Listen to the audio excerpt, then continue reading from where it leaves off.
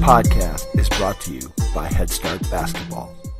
My job is not to get guys to college. My job is to get guys through college. Nothing makes me prouder than when Chris Collins called me from Northwestern and says, Derek Parton's the best leader we have.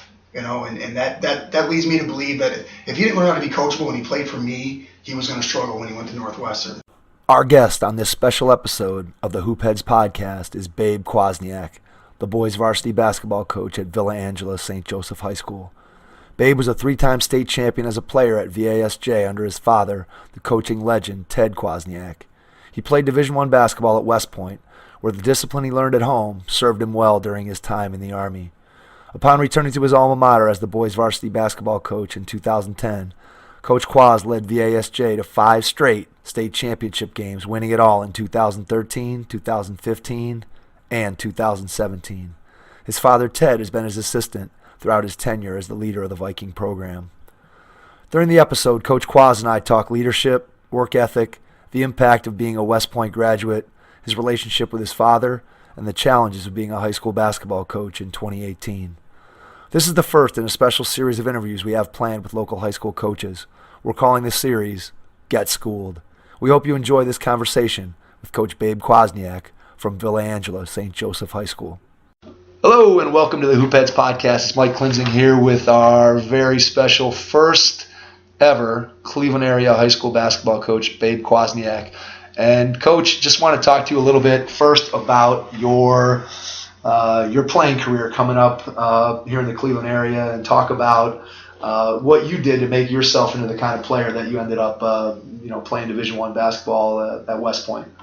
First off, Mike, thanks for having me. This is Absolutely. It's an absolute privilege to be here. As you know, we have so many great coaches in Cleveland. I think that's kind of what separates us from a lot of other areas, and I think I'm excited as you get some of these guys in. Yeah, for sure. I can't wait to have conversations. I'm so glad to be able to have the opportunity to have you be the first guy to step in. And I've just, through the military, I lived so many places: Seattle, Atlanta, Kansas City, New Jersey, Texas, and I've always felt like we're a hotbed kind of high school basketball coaches that have such a big impact on my life. So I'm excited as you kind of move along further and get some of those guys. But yeah, I'm a product of coaches. My dad was a coach. Growing up, he was a coach at St. Joe since 1982. They had a pretty good player by the name of Clark Kellogg, who, if you ask my dad, was a better high school player than this guy named LeBron James, in high school. And I'm the proverbial gym rat. I was just around it my whole life. One of my favorite stories along those lines, and this kind of depicts how I grew up, is one Halloween, my dad said, or my mom said, what are you going to do with Babe? Are you going to leave him to go home to go trick-or-treating? And my mom didn't know, but my dad took me to the gym for practice because I didn't want to miss practice. Well, it turns out that I must have been tired that day because I was excited about Halloween and excited about trick-or-treating. So I climbed up in the bleacher and I fell asleep. My dad forgot that he brought me to practice, so as I woke up as a 7 or 8 year old kid, I woke up to a completely dark gym, kind of like the Batman Batcave experience. And you missed Halloween. And I missed a little bit of Halloween, so I'm sure my dad got chastised by my mom and came back and picked me up. So and I know your ties, being from Strongsville. There probably hasn't been a gym in Cleveland that I haven't been in. I just kind of grew up around the game, my entire life.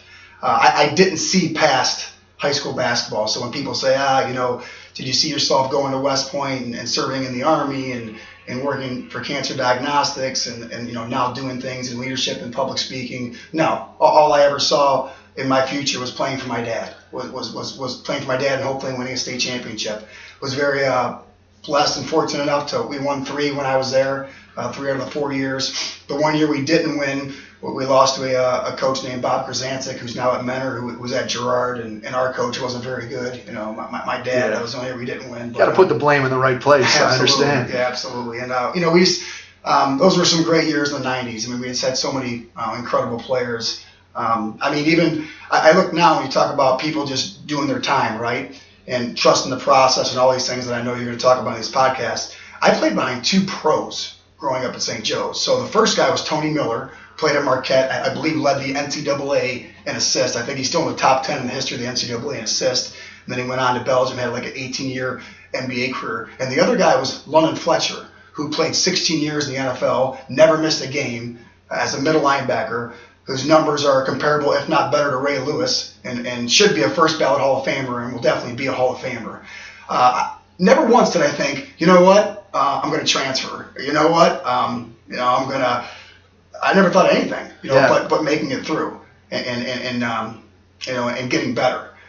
So I just, in my experiences, and especially and decided to go to West Point, I go back to the way I was raised. And the story I tell is, and I know, you're going to talk about, specializing now, right? Because that's the sexy thing now is these kids play one sport. And I think it's disgusting, actually. It's repulsive. And in my own house, my oldest boy is going to be a freshman for me this year, and he's going to play 4 sports. So not only, he's not only not specialized in one, he's going to play 2 in the fall. So he'll run cross country and play golf in the fall.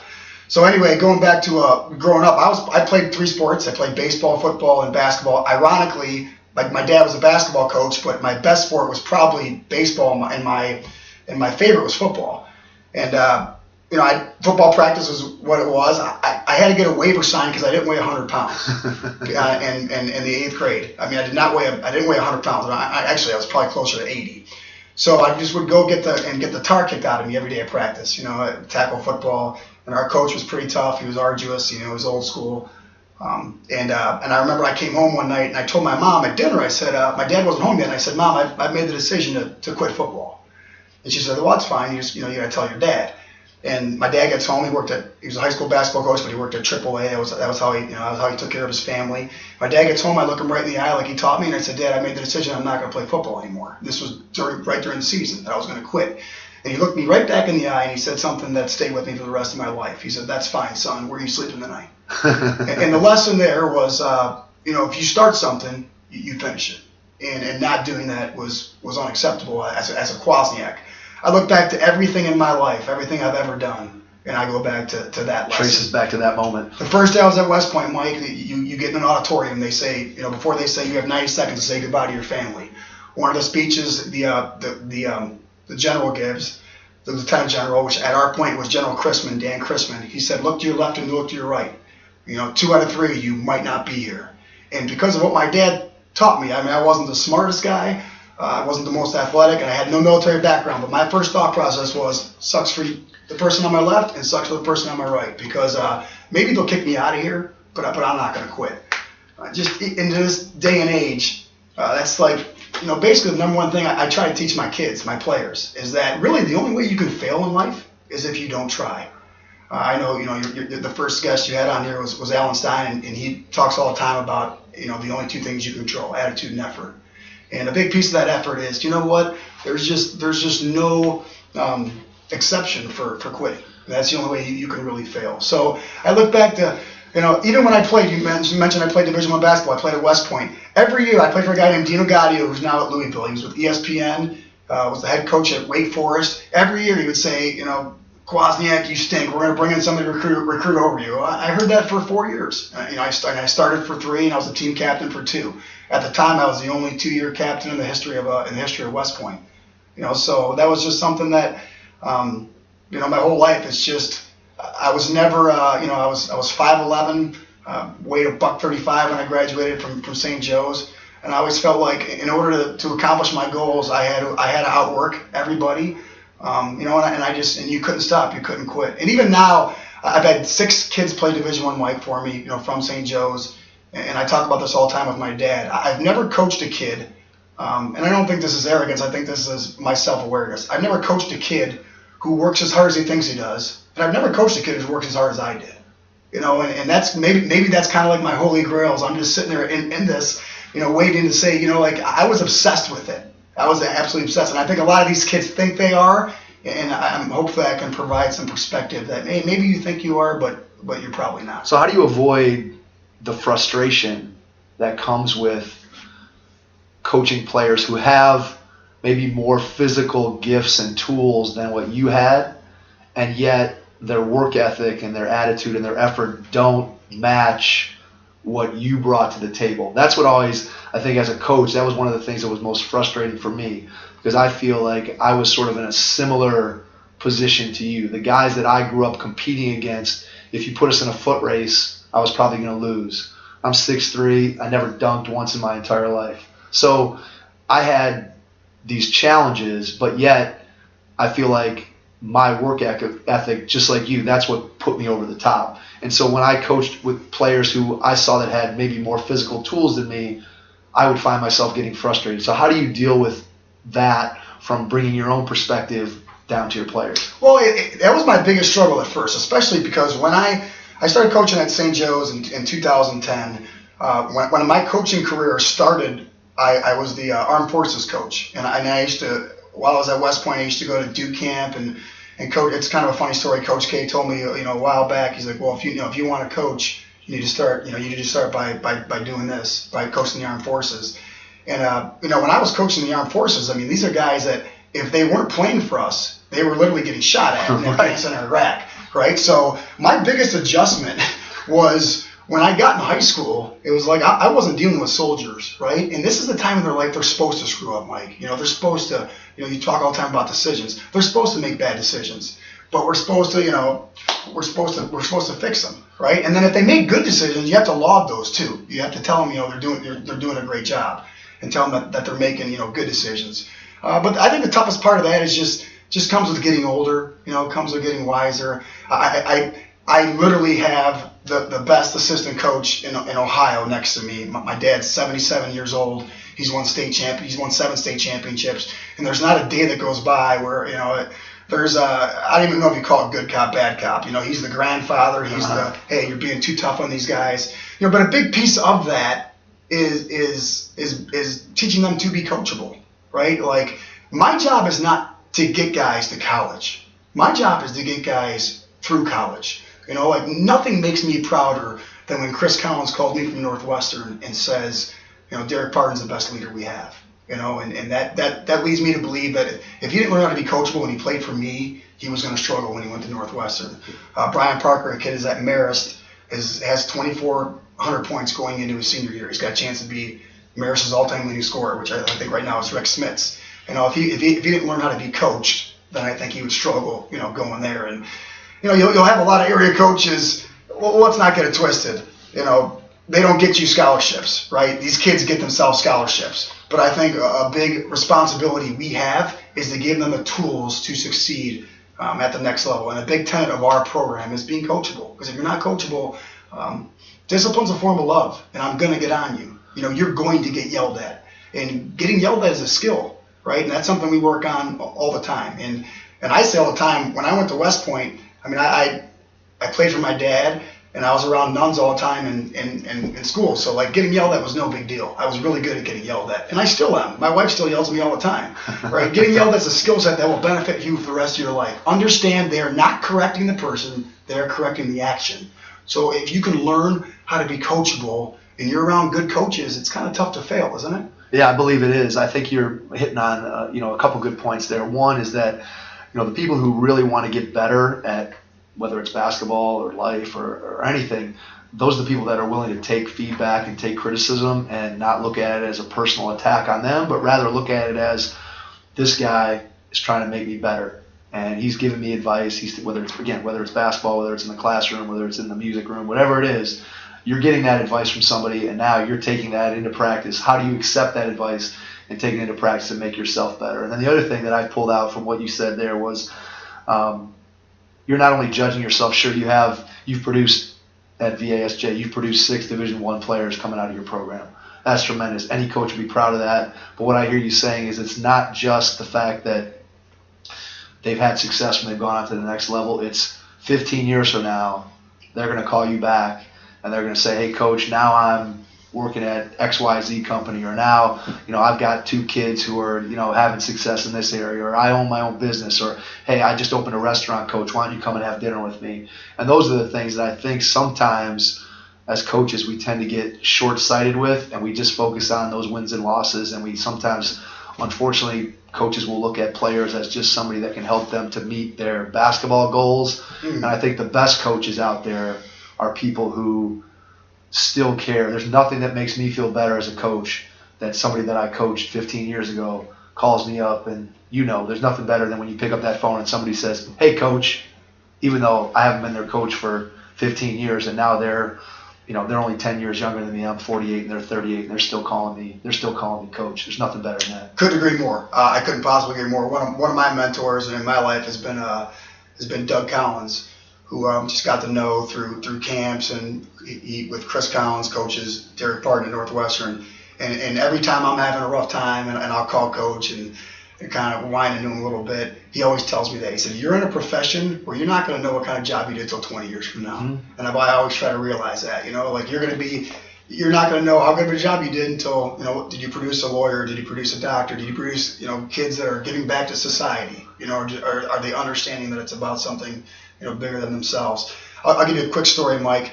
I remember one time I was at some type of Under Armour function, and I had no business sitting at this table, and the NBA was doing like a census session, and they were going around the table, and they said, "What's your biggest accomplishment?"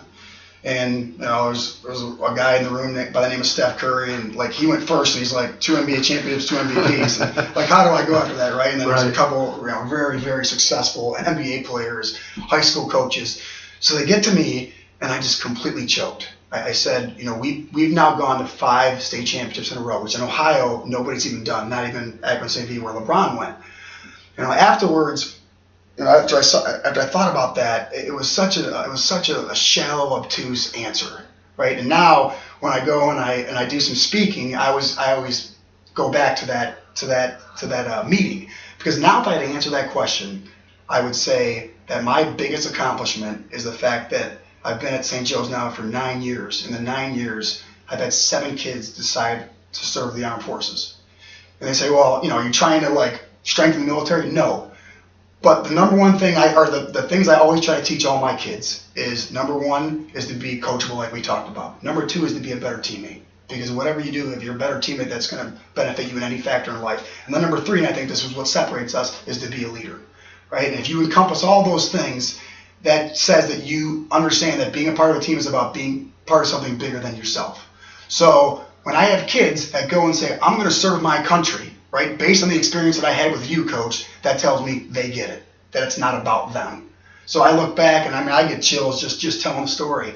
One of my kids who served in the 82nd Airborne Division, after he got out, he went and became a head manager for Steve Wojciechowski at Marquette, who's become a good friend of mine. So I look back and that's my biggest accomplishment, because in a world where a lot of kids think that people owe them something, and I'm always trying to teach them, your parents don't owe you, your teachers don't owe you, your coaches don't owe you. And if you're grateful for what you do have, it's going to be hard, to be entitled to what you think you don't have. And for those guys that went and served, our country, that's by far my biggest accomplishment. And I don't care how many games I win or how many games that state championships we go on to win. Those young men get it. And we talk all the time. This, Mike. There's so many levels too, right? I'm not a big equal opportunity guy. So my 15th guy, I'm going to coach my 15th guy just like I'm going to coach our first guy. And we talk all the time about Division I, but there's kids that go on to play Division II, Division III basketball. There's kids who won't go to play college basketball. But if they learn how to be if they learn how to be coachable, if they learn how to be a good teammate, and if they learn how to become a leader, then I did my job. And hopefully, like you said, they'll call me like they did you and say, "Hey, Coach Kwaz, those were the best years of my life, and what you taught me is invaluable." And I see that every day because it happens with my dad. And I still think back to the way I grew up. I can name every single coach I had. They had such an impact on me. I was saying one of my favorite drills when I was a kid was I lay in bed and shoot a basketball to myself. It's almost like these kids don't do that anymore. No, nobody does it. Nobody does that anymore. I try to get that to happen at my house. I got a daughter who's a freshman and my son is in 7th grade. And to get him to lay on the floor and just shoot the ball up in the air, which is something I did whenever I was watching TV. It just doesn't happen. And my 2nd grade coach was a guy by the name of Jim Dellariva, and he was a fireman. And he used to close your eyes. You don't need a basket, or even if you have a ball, and shoot a free throw in bed. And I remember my very first free throw that I shot in college basketball was at Cameron Indoor Stadium. And I went back to what Jim Dellariva taught me, what Jim Dellariva taught me in the 2nd grade. I closed my eyes at the free throw line. I'm like, man, hopefully I'll open them before I shoot this thing. Yeah. And I envisioned myself. And absolutely. I think that's one of the things that people sometimes take for granted. We hear about successful coaches who have won multiple state titles, or we hear about coaches that have produced Division I players, and yet here you are, even with all the success that you've had in the game, talking about somebody who was your second grade coach, who probably, in a lot of people's eyes, wasn't somebody who was an expert in basketball, was probably just, in all likelihood, somebody's dad on the team. And yet, here you are, this many years later, that person still had an impact. And I think sometimes people take for granted how important those first coaches are in terms of having an impact on where kids end up and what they do. That shows you how much it's changed too, Mike, because he was not the father of a kid. I think nowadays that's the way it is now. Now it's almost like guys don't coach unless they have kids. Yeah. This guy did it because he loved it. That's awesome. Yeah, one of my what an advantage for you. Yeah, to be able to have somebody who was like that at that time. And that's how much it's changed, though, right? Like one of my Coach Mata, Thad Mata, was telling me this one time, and it's always resonated with me. He said parents have zapped a lot of the fun out of coaching, right? So you think about it back in our day when we were growing up. Not to be that guy, but it's like they did it because they loved it. They got something out of it. Now, you don't want to deal with the issues. It's just not worth it. I'm in a job where I'm pretty confident I lose money coaching at the high school I do, and that's not why I do it. I don't do it for the money. But in a situation where it's just it's not where you're doing it to feed your family. And I know you're a PE teacher. A lot of times now teachers are outside of the building. Where it used to be a prerequisite. For sure. Now it's almost that dynamic has changed, which is just made it a lot different. You have to meet kids where they are. Yeah, it's a lot more difficult, I think. If you're a coach and you're not in the building, I think that's much more of a challenge. You're not building that same rapport with the kid every day, seeing him in the hallway and getting a chance to talk to him. I think that can be a challenge for sure. Talk a little bit about. I want to circle back to kind of the beginning of the conversation and talk about how you ended up at West Point, because that's one of the things that when I found out that you were going to be coming on, that I was fascinated to talk to you about, because I've had an opportunity to go and visit the Naval Academy and also visit the Air Force Academy. I haven't had. Sorry to hear that. I haven't had the privilege of getting to West Point yet, although I think it may be on the docket at some point moving forward. But one of the things that I'm always struck by when I go there is you see these young people that are between the ages of 17 and 22, and just the level of discipline that is instilled in them, and the level of discipline that they just have to have for themselves just to even want to set foot in that environment for the first time. And I always wonder, and the thought that goes through my head as I'm sitting there is, what made them make the choice instead of going to a state school and getting a good education and being able to, for lack of a better word, have fun and do what you want, and have freedom and have a radio in your room and do these other things. To me, it always strikes me that those kids have to be tremendously mature and have a vision for themselves that most kids at the age of 18 or 19 just simply don't have. So I just was curious to hear your process of how you ended up there. Yeah, it's man, I think Drake made a song about it. God's plan.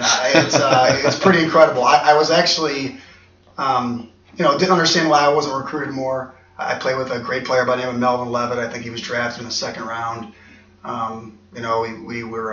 had some great teams, in high school. I think we had 7 guys off my senior team go Division I.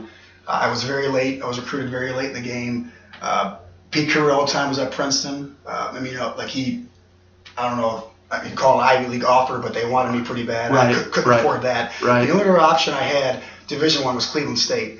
The place where I was probably going to go was Wheeling Jesuit. Okay.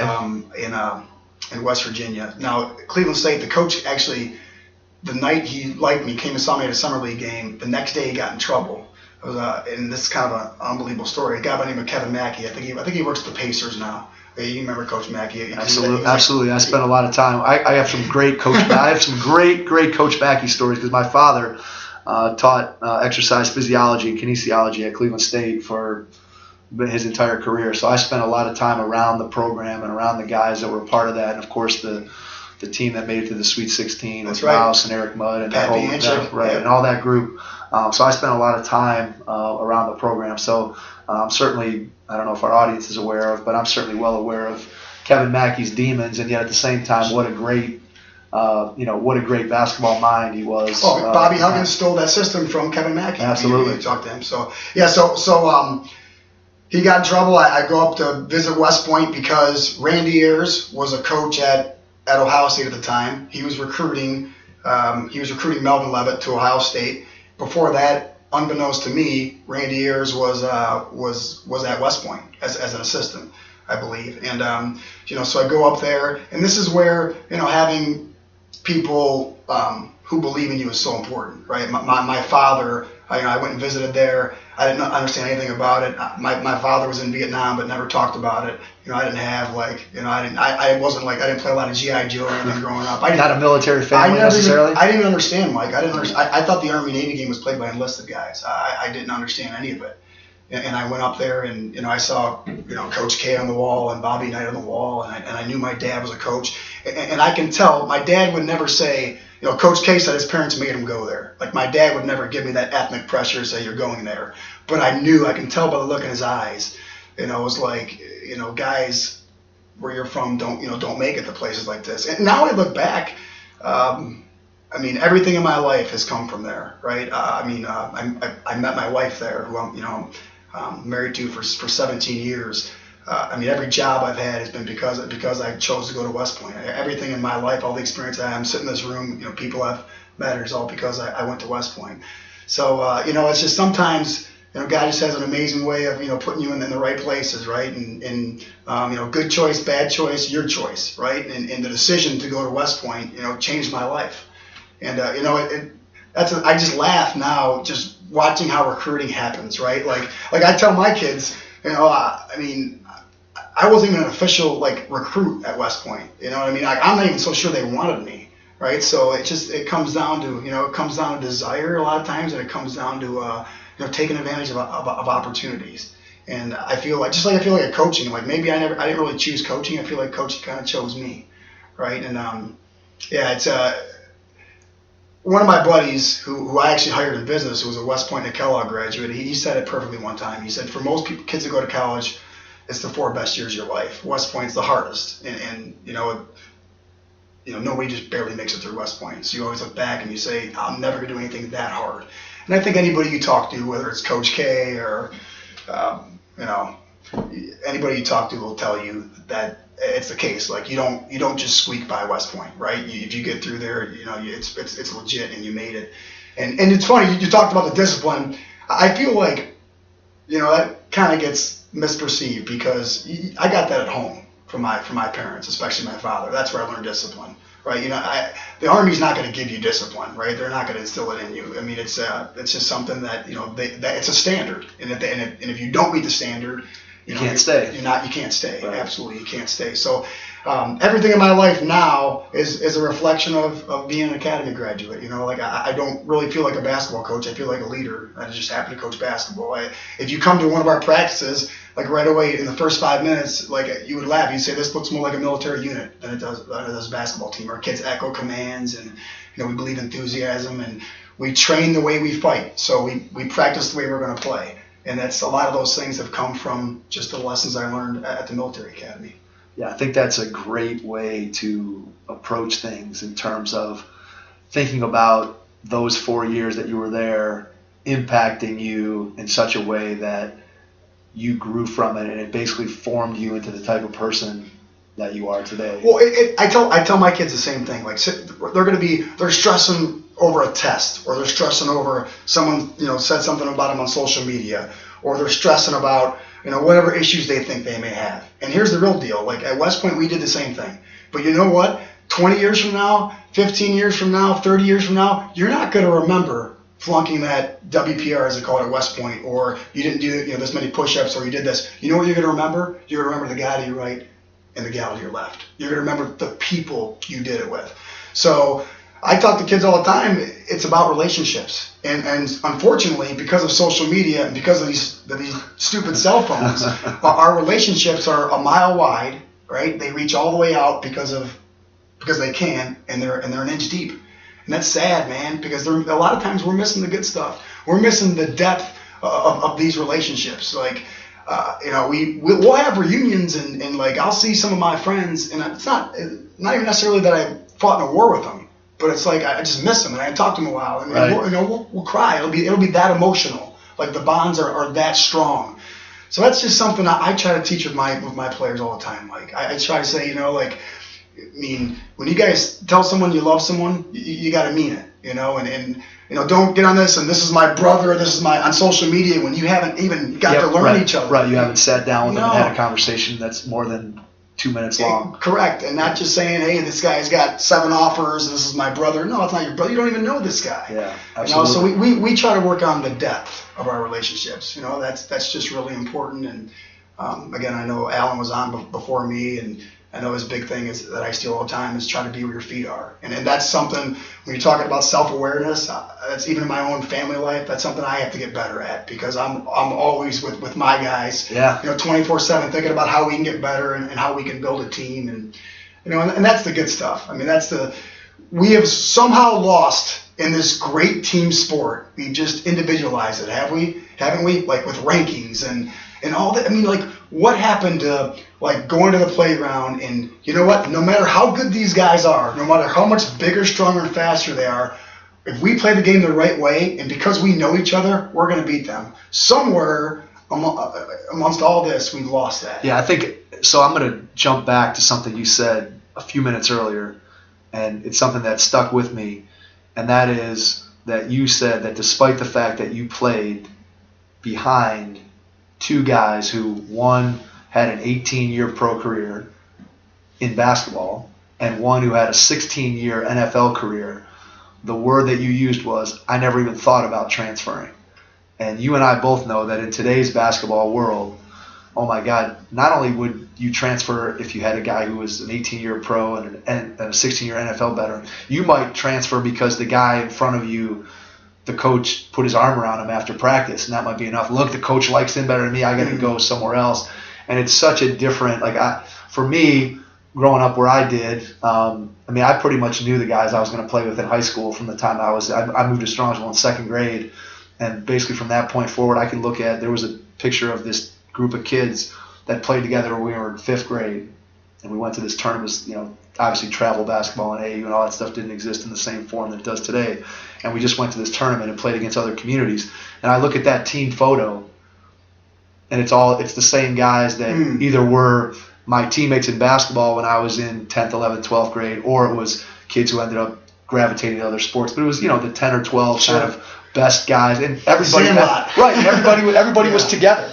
And there was never a thought, I never got to 7th or 8th grade and thought, I'm going to go, I'm going to transfer here, or I'm going to go to this place or whatever. I wanted to stay and be with my friends and play and fight through and do the things that I needed to do in order to be successful. And today, you see it, I'm sure, much more than I do, and are much more impacted by it. Kids, something doesn't go well, or the coach doesn't give them what they need, or the parents don't think that you're pushing them hard enough to get, again, the coach isn't working to get me a scholarship. Those people are going to pack up and they're going to go find somebody they think is going to do a better job. And I think ultimately a lot of it is just a lack of knowledge on the part of parents and kids of what it's really all about and how those things happen. And to me, it's just really unfortunate. And again, I'm not affected by it in the same way you are. I just am watching it at this point from afar. And at this point, I agree with everything you said. It's just about how do we model the behavior, right? That's one of the tenets at West Point. How do we venerate and emulate good leadership? So no matter what I say, doesn't matter. It's what I do. So for example, we'll have a chapel service before every single game, and the only rule we had, and I'll bring a guest speaker. I've had London Fletcher and Clark Kellogg, and would love to have Alan Stein someday. And the only lesson we have, Mike, is we can't talk anything about basketball. So this is something my dad started. So we'll come in there and we'll talk about being a husband, being a brother, being a father.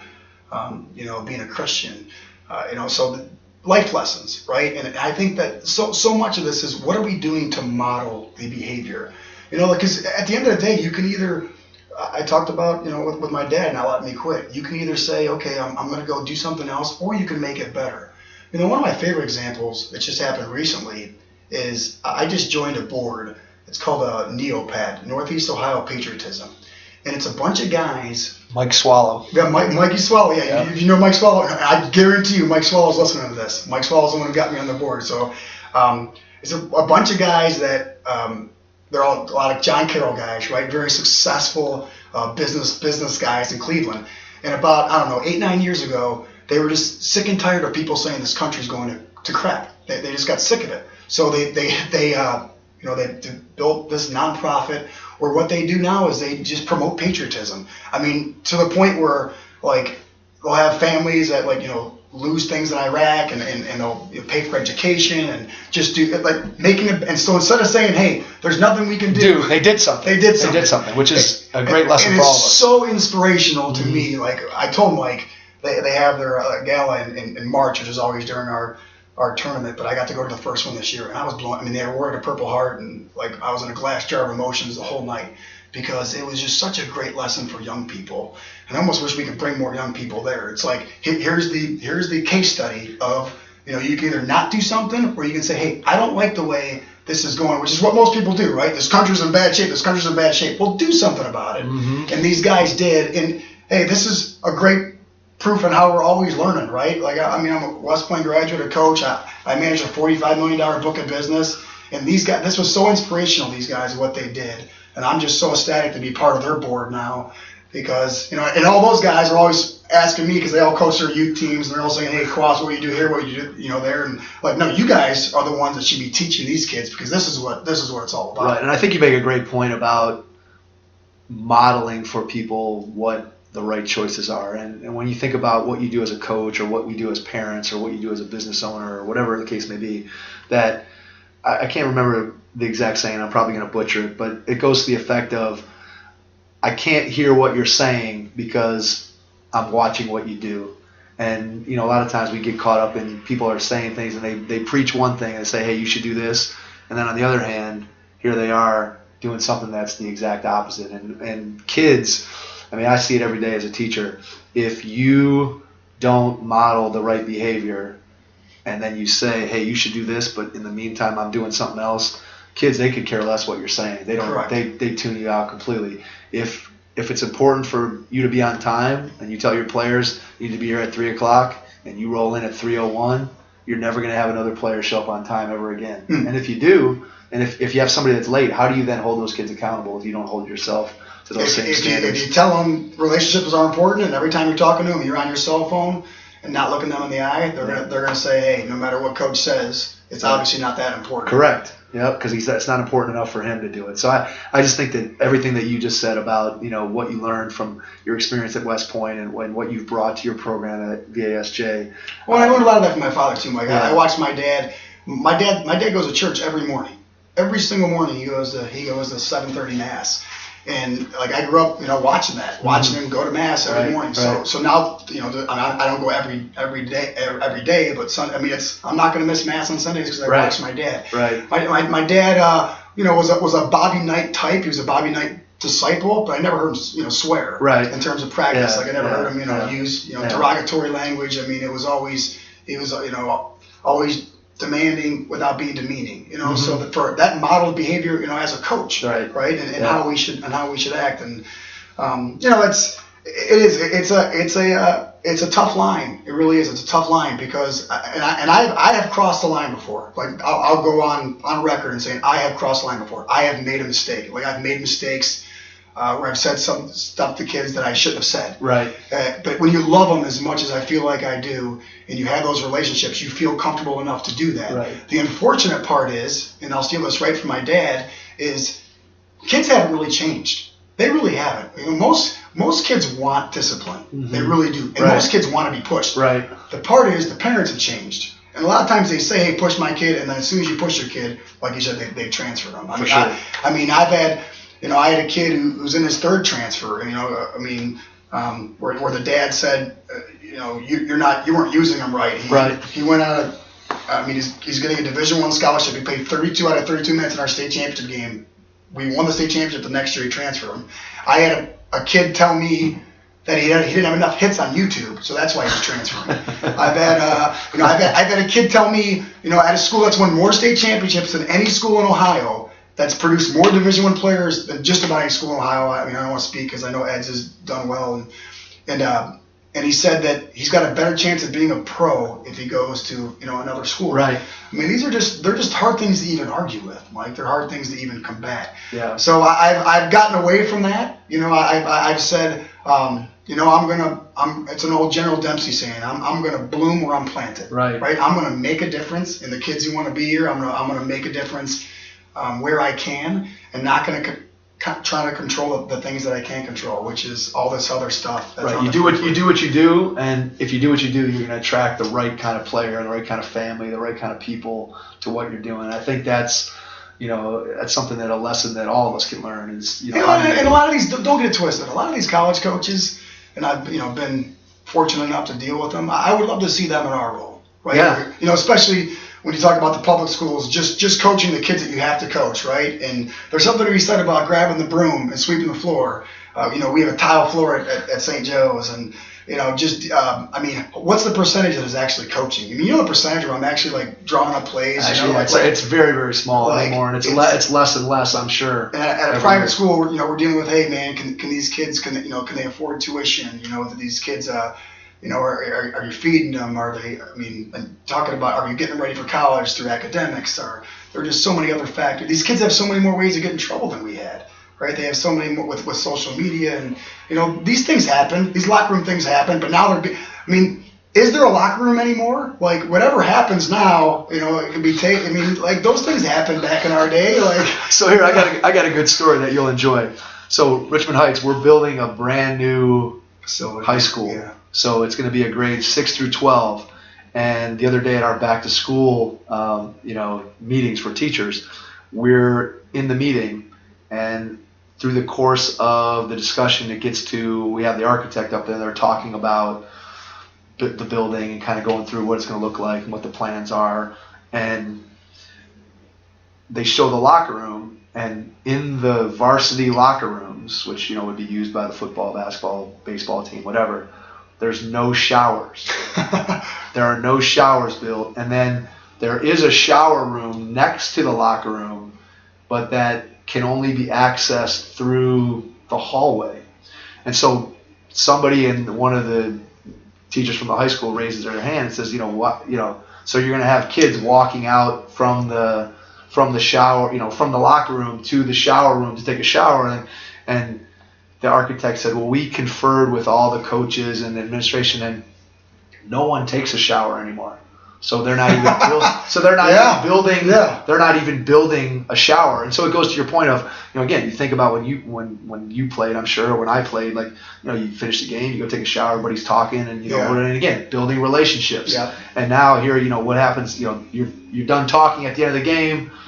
And kids just throw on their clothes and they're out the door, and it's just a different time. Right to their phone, looking to see who posted the pictures. Right, for sure. So it was an interesting, it was a revelation to me that smart building by the architects, because I'm sure the showers never would have gotten used if they were built. But it was very interesting because I never would have thought of that. So. But another thing they're never going to change is you're never going to change relationships. Yeah. They don't have an app for that. The best leader I've ever been around in my life. He used to tell me all the time as a lieutenant in the Army, he actually is a guy by the name of General Bob Brown. He played for Coach K at Army.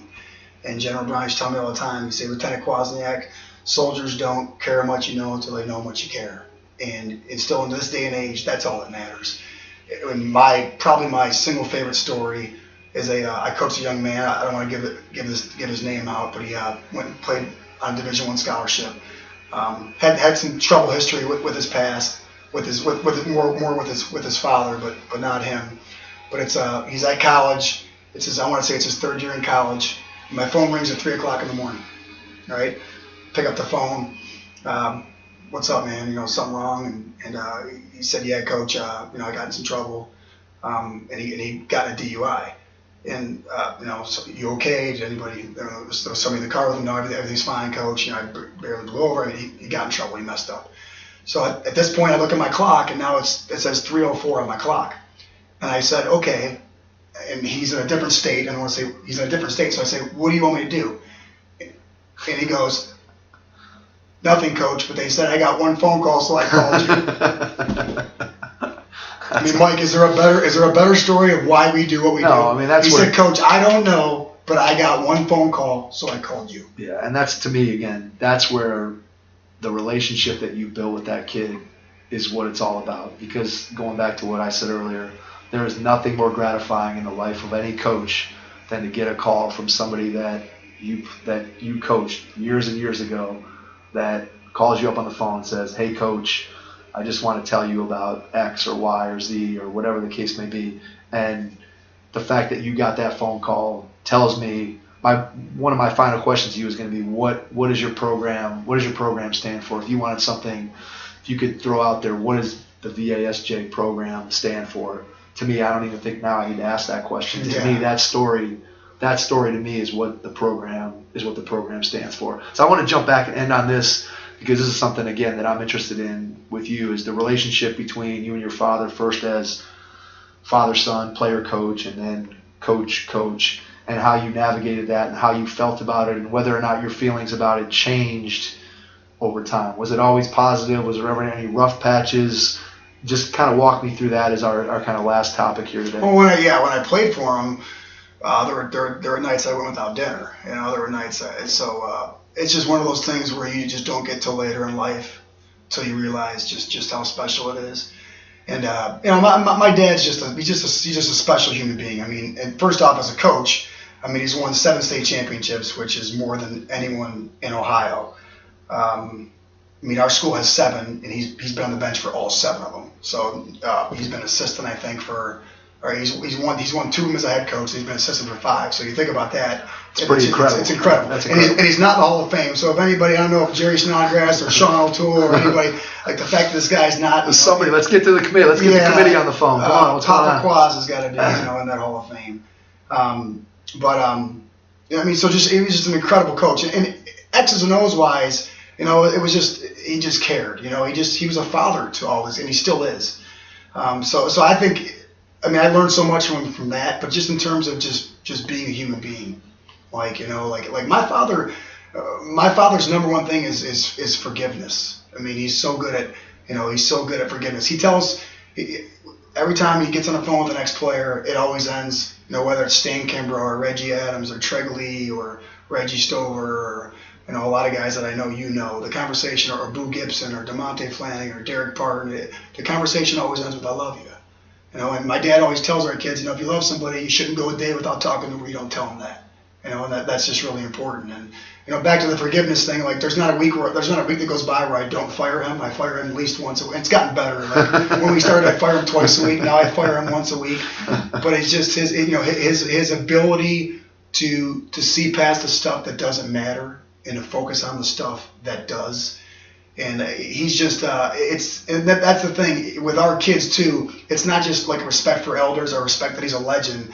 They respect him because they know how much he cares, because they know how much he loves them. And it's a thing where I'm really hard on him. It's good cop, bad cop to the nth degree. But then just like a grandfather does, right? Like as a parent, you love your kids, but then you give them back. He's the one. They're never wrong. Right. They're always. He's the sounding board. He's the counselor. He's the guy that talks him down off the ledge. He's Santa Claus. Yeah, there you go. Yeah, he is. And it's just it's just kind of it's invaluable. It's special, and I try to enjoy it. I mean, there's not a place where I mean, whether I go to an Indians game or anywhere in the city, Mike, the first question I always get is, "How's your dad? How's your old man?" I mean, every college coach you talk to, says, how's your dad doing, right? So he's just, I mean, he's earned it. He's earned every bit of, on Father's Day, I got a text from, Keith Ambrot, who used to be obviously LeBron's coach. Right. I mean, he's got just great relationships, and it's always how's your dad doing? I mean, I've told the story before that Coach Huggins will come in, and I'm like, "Coach, who are you coming to see at Open Gym?" He's like, "I'm not coming to Open Gym. I'm coming to take your dad to lunch." So he's just, he just really developed over the years and years. And he tells these guys, that's kind of neat too. So Coach Frischella used to recruit Treg Lee and Eric Riley and all these guys back in the 80s. And my dad will text him and say, "I'm so proud of you." And Coach will call me and he'll say, like, "I'm in tears. Like, your dad's he's proud of me."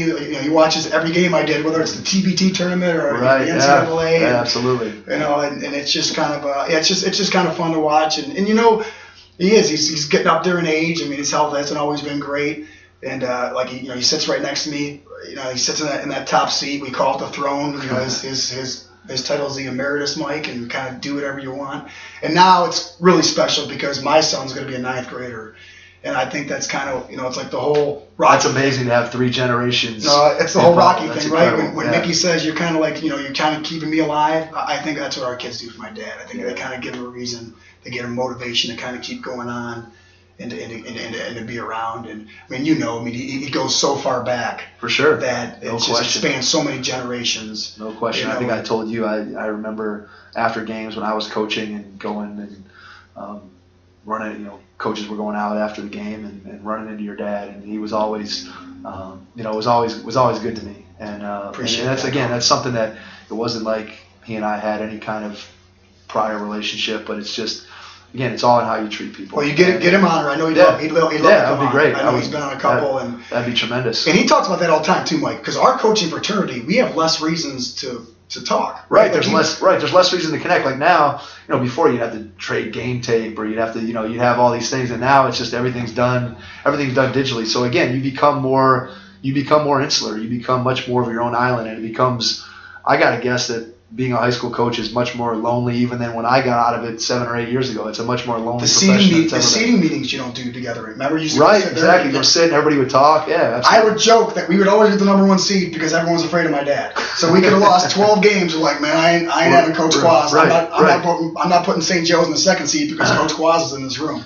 That happened one year with Richmond Heights. Richmond Heights was better than us. Jason Fry was one of my best friends, and I'm thinking like Richmond Heights is getting the 1 seed. They had a better year than us, but Jason played for my dad, and of course, like they voted us number 1. And I was like, so yeah. But those were, as we get digital, like some of it's really good. There's no doubt about it.